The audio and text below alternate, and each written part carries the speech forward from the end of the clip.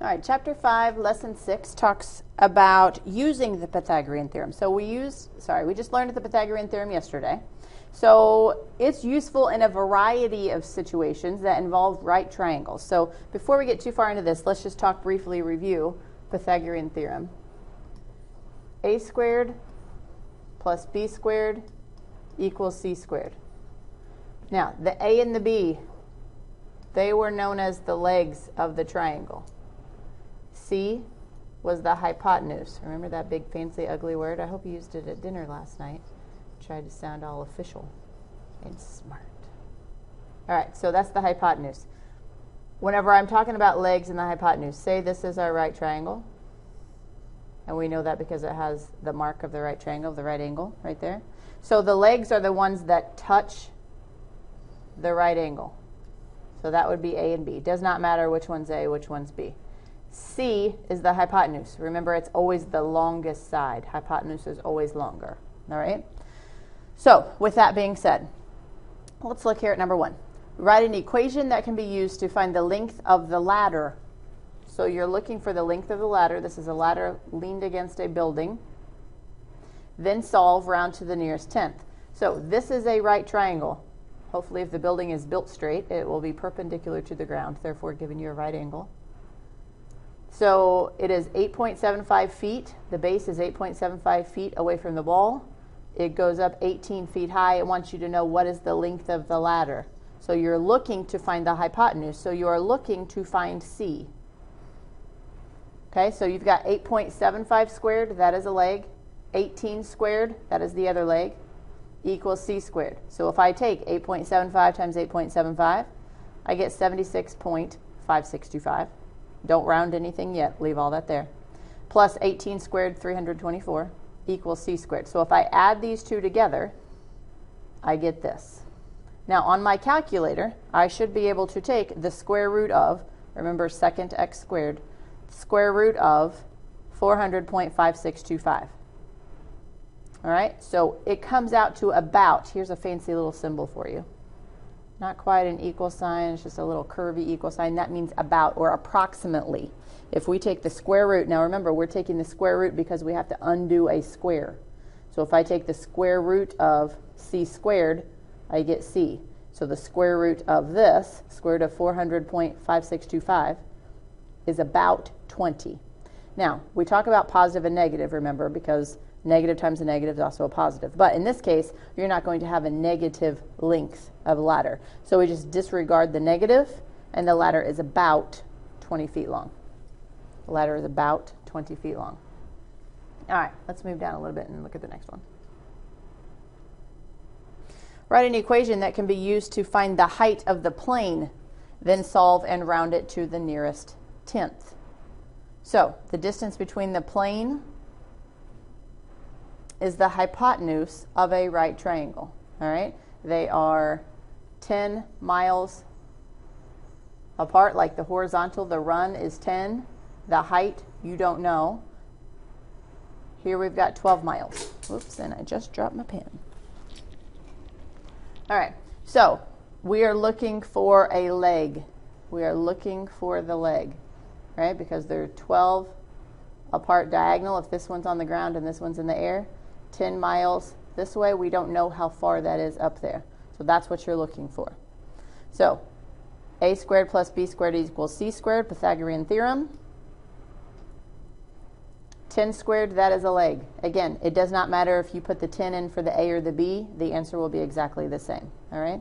So 10 squared plus b squared equals 12 squared. So we've got 100 plus b squared equals 144.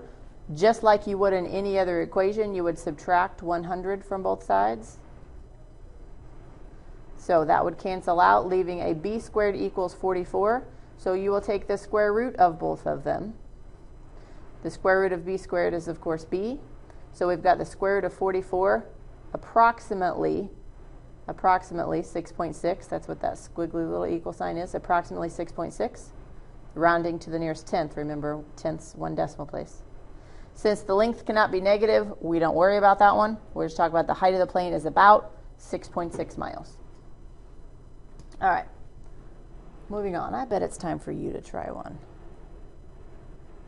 Boy, am I psychic or what? So I want you to pause and try the staircase problem. All right, back with me. Mr. Parsons wants to build a new banister, you know, the railing that goes downstairs, for the staircase shown. If the rise of the stairs of a building is 5 feet, rise, remember like rise over run? Rise is 5 feet and the run is 12 feet. What will the length of the new banister be? So basically they are asking you to find the what? The leg or the hypotenuse? The side opposite the right angle is the hypotenuse, so that is c squared. So 5 squared plus 12 squared equals c squared. So 25 plus 144. 25 plus 144 equals c squared. So we have 25 plus 144 is 169. The square root of 169 comes out a nice and even 13 feet. Hopefully that's what you got, 13 feet. All right, moving on. So let's take it up a notch, and we'll talk about the Pythagorean theorem in 3D. All right, just talking about three-dimensional figures here.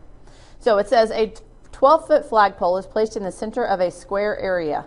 To stabilize the pole, a wire will stretch from the top of the pole to each corner of the square. So basically they are taking to each corner of the square just to stabilize it. It's going to come to each one. All right?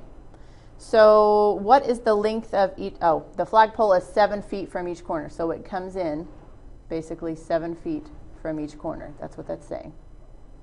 What is the length of each wire? So if you look at that, let me erase some of my lines so you can focus on the ones I want you to focus on. You're looking for the length of the wire. You could have done any wire, but they chose to illustrate that. So this, of course, forms a right triangle because the flagpole is perpendicular to the ground. You know it tells you that it's 7 feet in, so that means the leg is 7 feet, a leg is 12 feet. You're looking for the hypotenuse. So 7, now when they say AB squared, they mean the distance from A to B, so don't let that fool you. 7 squared plus 12 squared equals the hypotenuse. Again, why they're using BC squared, I don't know. It's just the hypotenuse. So 49 plus 144, 193. So the square root of 193 to the nearest tenth, so to the first decimal place, is about 13.9. Again, a lot of these are not going to come out even. About 13.9. And again, because lengths can only be positive, we're not going to worry about the negative. So I want you to try this about the circus tent. Pause it and try that one for me. All right. The top part of a circus tent is in the shape of a cone. The tent has a radius of 50 feet. So radius is from the center out. That is 50 feet. The distance from the top of the tent, this point, to the edge is 61 feet. That right there is your right triangle, right? Think about like a little pole inside of there holding it up. So from the top of the tent to the edge of the tent, 61 feet. You are asked to find a leg. Doesn't matter which one it is, but you are going to find it. So your option here, we have a squared plus 50 squared equals 61 squared. And I'm going to have to break out the calculator for this one. So if I want 50 squared, 2,500. So a squared plus 2,500 equals 61 squared. 3,721. And of course I'm going to subtract 2,500 from both sides. So a squared is equal to, what would that be? 1221. Now I want the square root of 1221. So I'm not really sure how to do the square roots on this one. Let's see. If I just do that and hit square root. Yep. Square root of 1221 to the nearest tenth will be 34.9. 34.9 what? feet. Now, does this one say to the nearest tenth?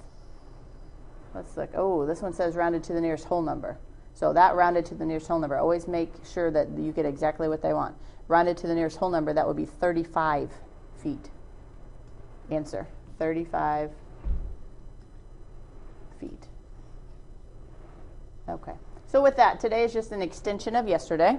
So they're just going to give you some real life pictures, a handicap accessible ramp, a tent, and they're going to ask you for parts of the triangle. So you're just still using that Pythagorean theorem, a squared plus b squared equals c squared. So see, it sounds really abstract, but there is practical uses for that. You probably just never realized it. So complete the assignments on this. You should be good. If you have any questions, as always, come see me. Good luck.